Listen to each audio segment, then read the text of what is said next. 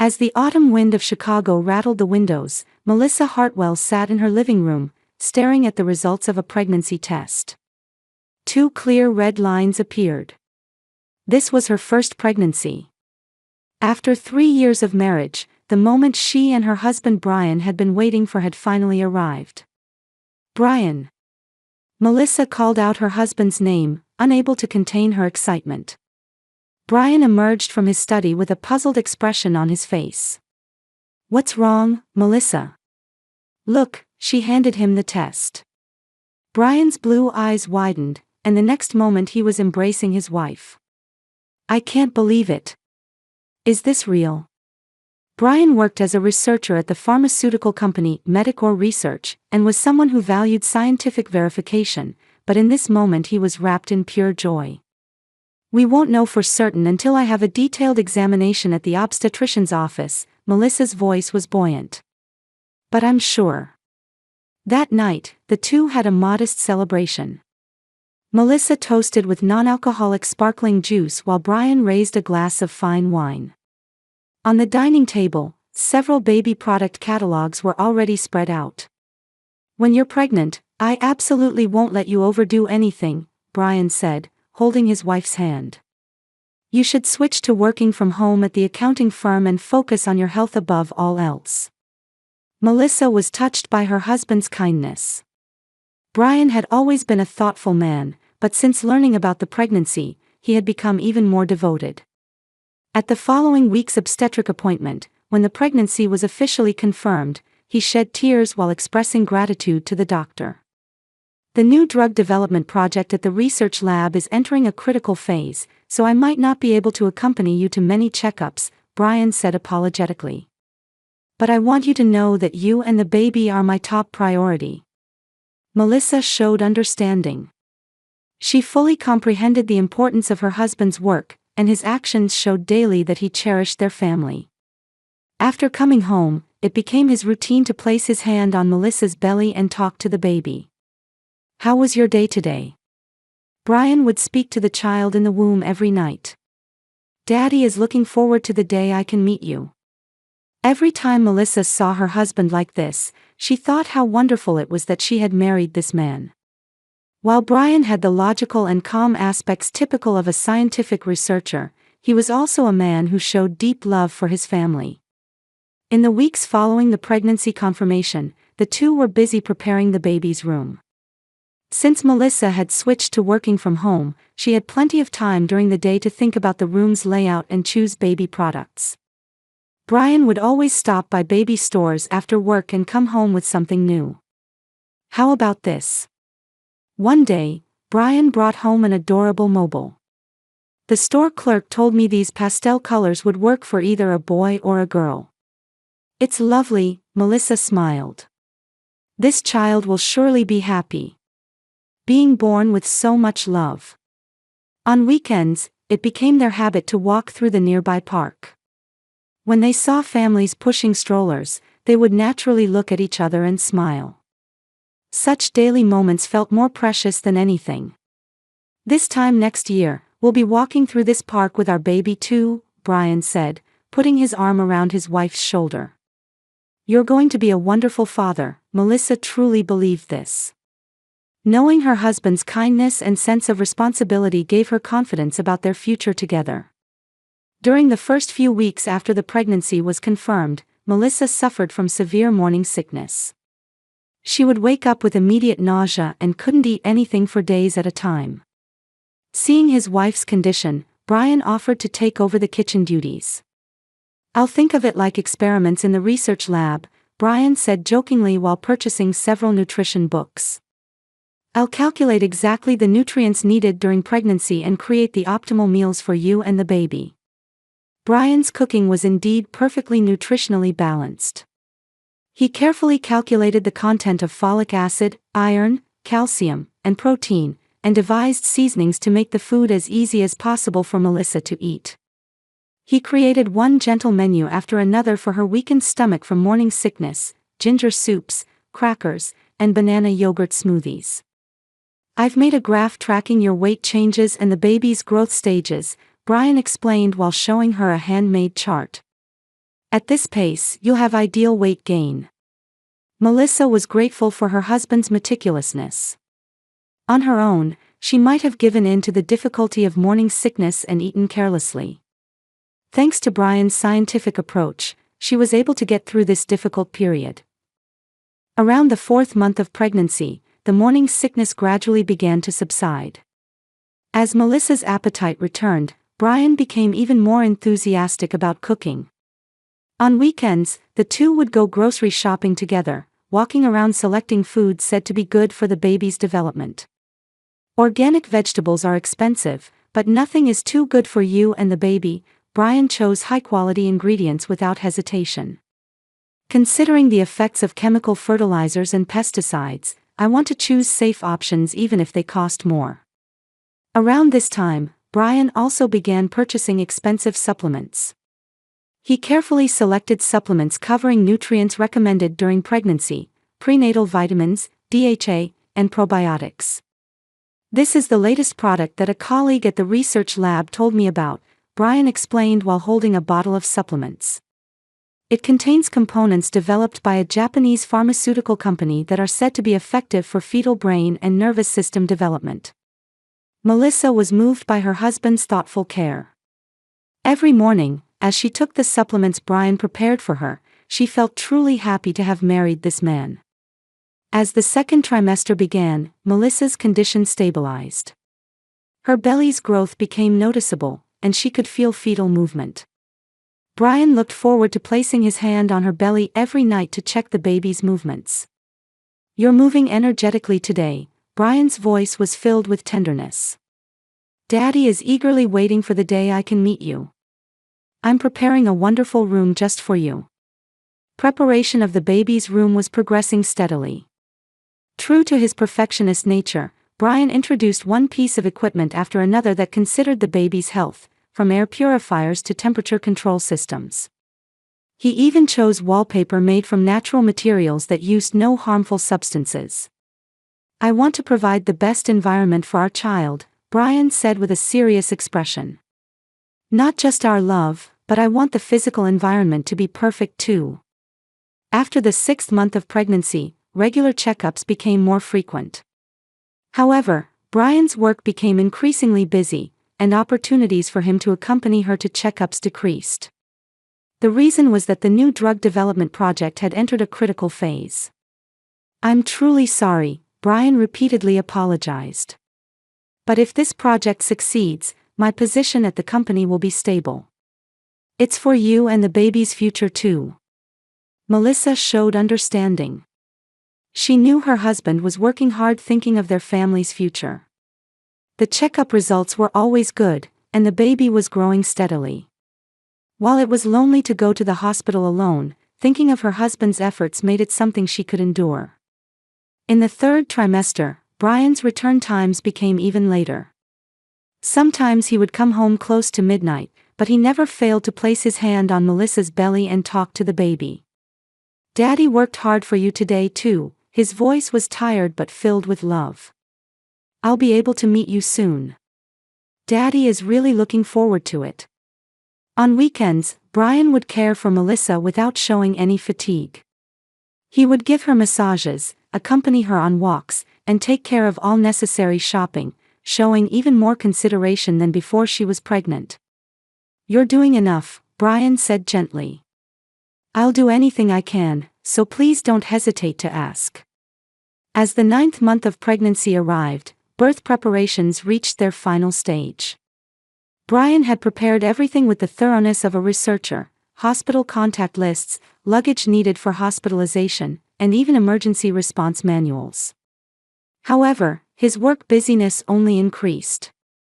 He regretfully told her that he couldn't accompany her to tomorrow's regular checkup due to an important meeting. "I'm truly sorry.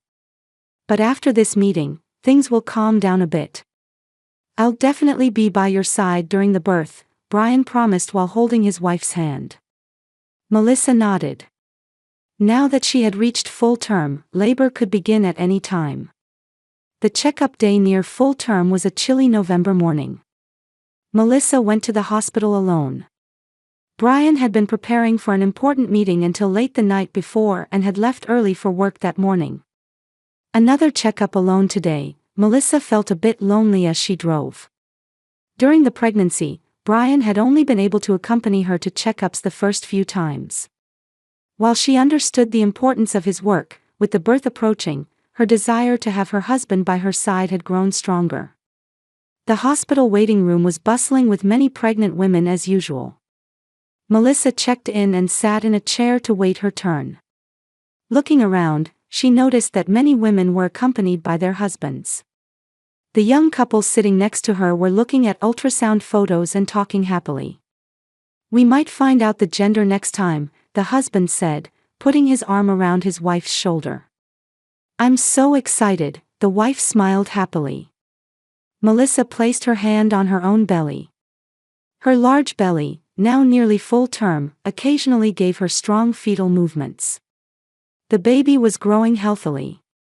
That should have been enough to make her happy. Melissa Hartwell, she heard a nurse call her name. Entering the examination room, Dr. Richardson, her attending physician, greeted her with a warm smile. In his late 50s, he was an experienced doctor who had worked as an obstetrician at this hospital for over 20 years. "How are you feeling?" Dr. Richardson asked while reviewing her questionnaire. "Thanks to you, I'm feeling well. The fetal movements are active, and sometimes I wake up at night from being kicked," Melissa answered with a laugh. "That's a sign of good health. Now, let's perform the usual ultrasound examination." Melissa lay on the examination table and lifted her shirt to expose her belly. Dr. Richardson applied gel with practiced hands and placed the ultrasound probe on her abdomen. The baby's image appeared on the monitor. Growing steadily, the doctor initially explained in his usual calm voice. "You have 2 weeks until your due date, but the baby could be born any time now." Melissa looked relieved. Like previous checkups, this one seemed to have good results too. However, when the doctor began changing the probe's angle for a more detailed observation, Melissa noticed his expression gradually changing. "Let me change the angle and check once more." Dr. Richardson's voice carried a slight tension. The doctor repeatedly changed the probe's position, observing the fetus from various angles. He stared intently at the monitor image, occasionally operating the computer keyboard to take measurements. His concentrated manner began to make Melissa anxious. "Is there some problem?" Melissa asked hesitantly. "Please wait a moment," the doctor's voice was clearly disturbed. "Let me also check your blood test results, just to be sure." Dr. Richardson took out her chart and began examining the blood test data in detail. During this time, Melissa's heart was pounding violently. In previous checkups, he had never spent this much time examining things. She could see the doctor's hands trembling slightly. Why was a veteran doctor with nearly 30 years of experience so shaken? Melissa's anxiety reached its peak. "Doctor, what exactly?" Melissa asked with a choked voice. Dr. Richardson slowly turned around. His face was pale, and his hands wouldn't stop shaking. "Melissa," the doctor's voice was heavy and serious. "Leave this hospital immediately and file for divorce." "What?" Melissa thought she had misheard. "What are you saying? Why would I need to divorce?" Melissa's voice was trembling. "There's no time to explain." Dr. Richardson stood up and quickly pulled out part of her chart. "This will make it clear." What the doctor handed her was a detailed analysis of blood test results.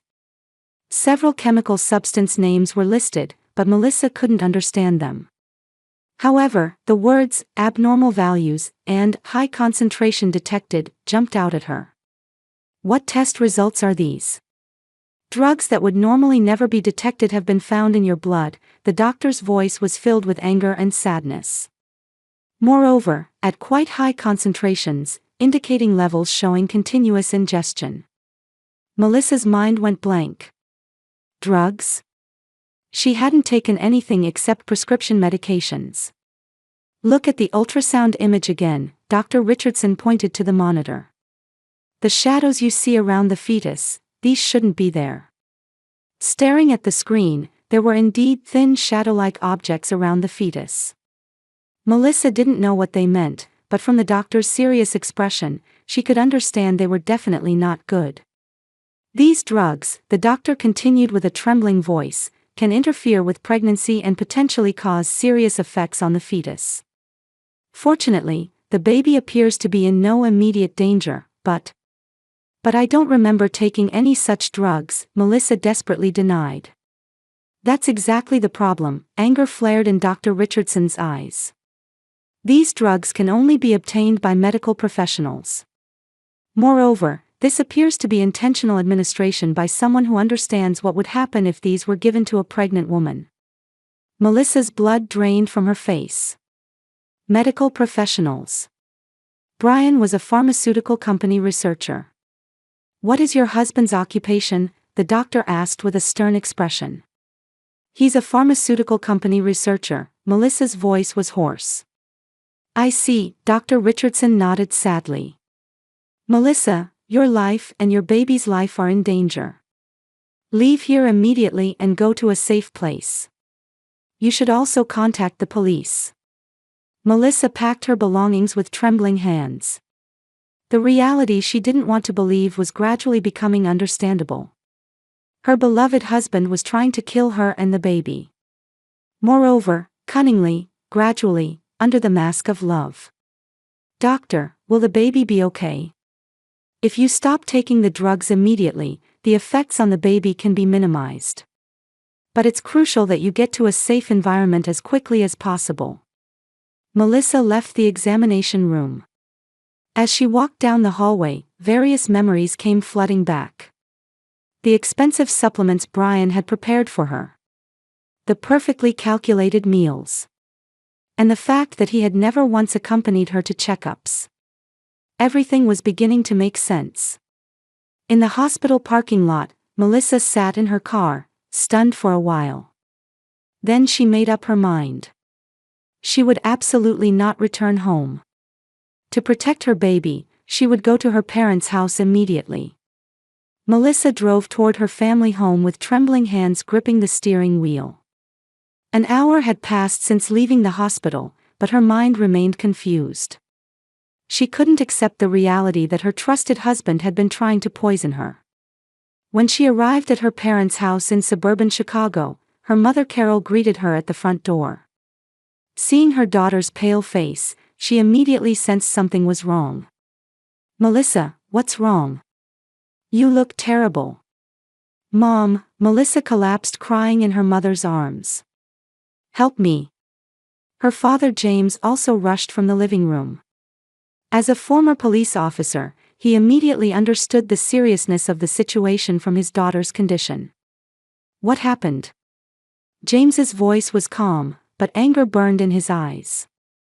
Melissa explained the events at the hospital to her parents. The blood test results she heard from the doctor, the abnormal shadows on the ultrasound, and the meaning of Brian working at a pharmaceutical company. Her parents listened to their daughter's story in speechless shock. I can't believe it, Carol covered her mouth with her hand. He seemed like such a gentle boy. The gentleness was an act, James's expression was grim. Melissa, stay here tonight. First thing tomorrow morning, I'll request an investigation from a private detective. The next day, James contacted Mike Thompson, a private detective he had known for years. Mike, a former FBI agent, was known as a skilled detective handling everything from adultery investigations to corporate crimes. This is an emergency. My daughter's life is in danger, James explained the situation over the phone. Mike immediately began his investigation. He started by examining Brian's behavior patterns. Interviews at his workplace, questions to neighbors, and most importantly, a background investigation. 3 days later, Mike brought a shocking report. James, prepare yourself for this, Mike's voice was heavy. Brian has had a mistress for 2 years. Moreover, that woman is also currently pregnant. Melissa, who was listening to the report in her parents' living room, once again found herself unable to accept reality. The mistress's name is Amanda Cooper. She's also in the medical field like Brian. Mike produced photographs. 5 months pregnant. That means she became pregnant when Melissa was 4 months along. Why? Melissa's voice was hoarse. Why would he do such a thing? Mike opened his investigation file. Further investigation revealed an even more terrifying fact. Brian was intentionally administering fertility drugs to Melissa. Fertility drugs?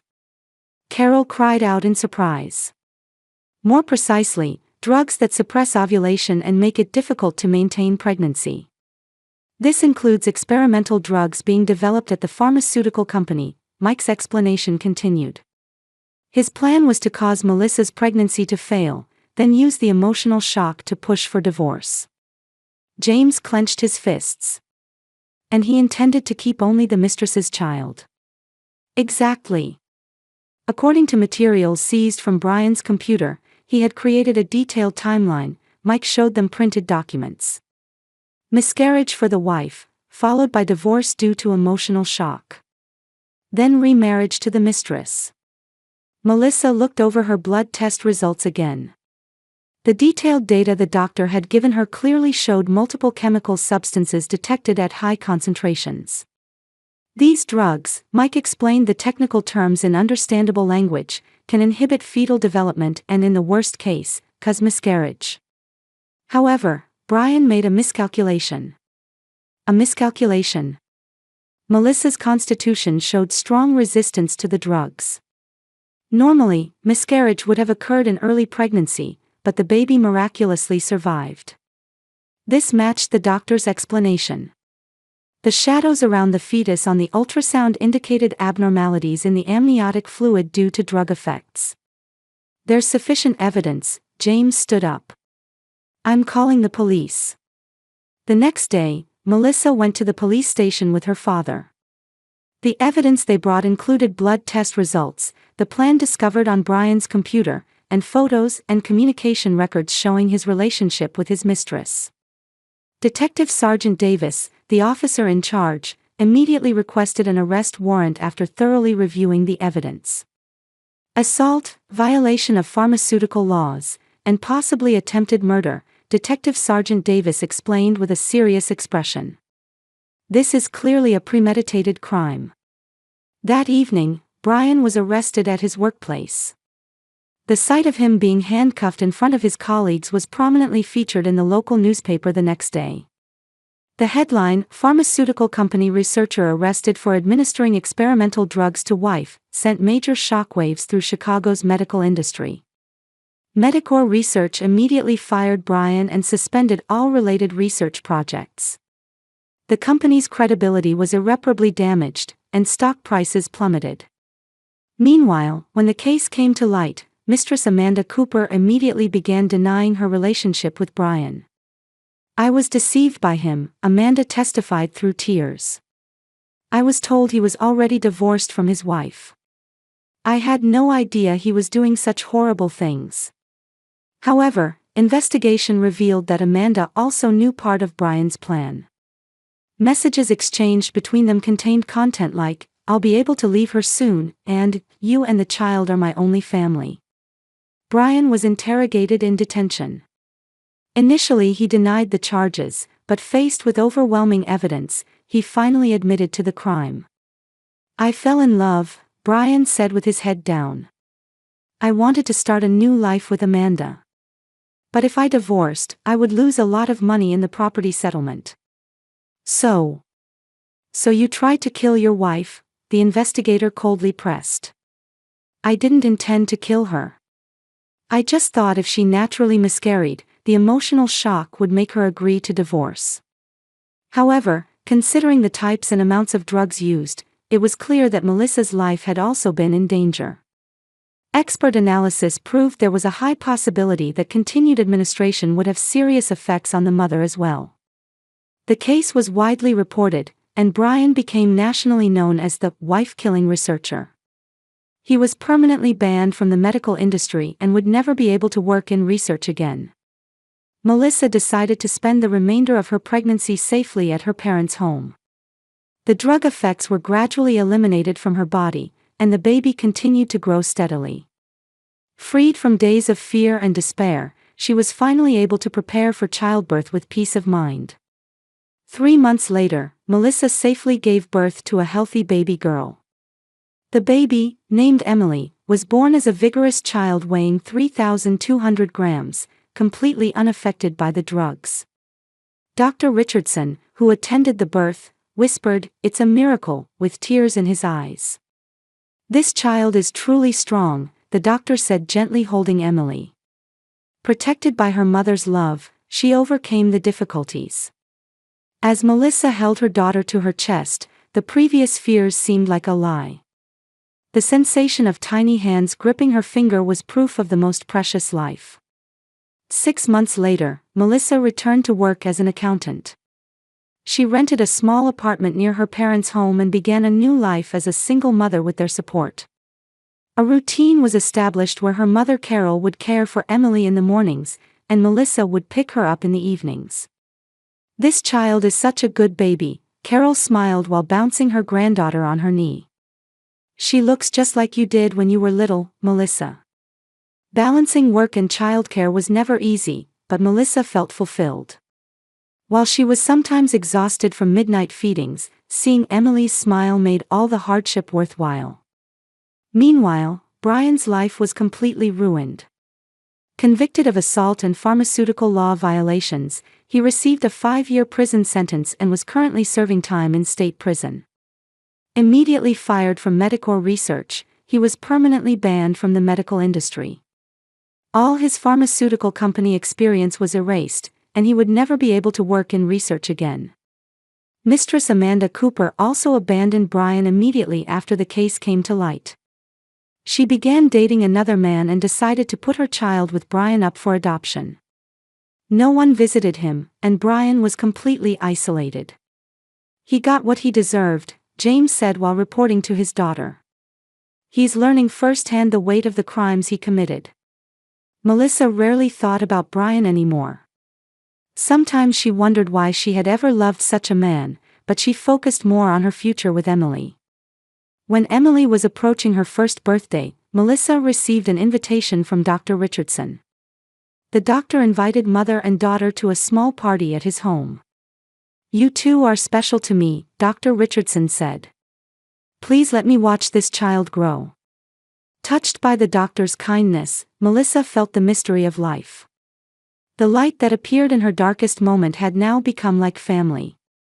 One day, while playing with Emily in the park, Melissa reflected on the events of a year ago. Without that terrible checkup day, she and her daughter might not be in this world now. The doctor's courageous decision had saved 2 lives. "True family isn't determined by blood relations alone," Melissa murmured while watching her daughter. Emily laughed innocently while gripping flower petals in her small hands. As the sunset beautifully illuminated the park, Melissa felt grateful from the bottom of her heart. The importance of nurturing and protecting life. That true love means genuinely wishing for the other person's happiness. And that no matter how difficult the situation, if you don't give up and face it, a path will open. The moment Emily first said, "Mama," tears overflowed from Melissa's eyes. This small being was the greatest treasure of her life. She was convinced that all the painful experiences of the past had led to this happy moment.